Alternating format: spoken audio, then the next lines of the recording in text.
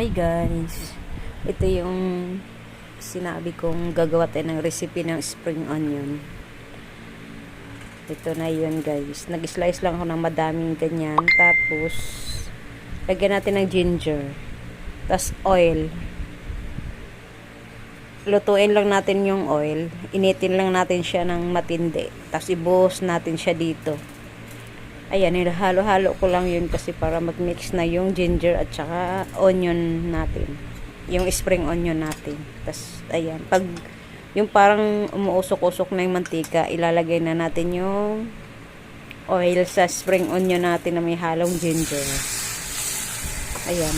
Ito guys, masarap siya sa steam na chicken. Kahit piniritong isda. Kahit beef, i-ano mo siya sa beef, masarap siya guys.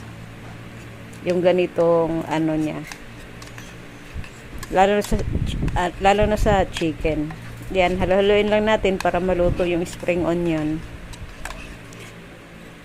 Ang maganda pa dito guys is hindi nagbago ang color ng onion natin.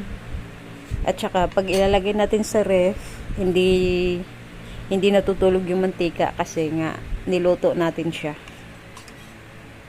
Ayan na, masarap siya guys, ang bango.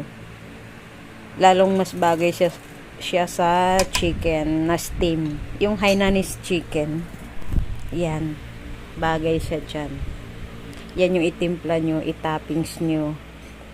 Kahit itoppings nyo sa isda, pwede rin.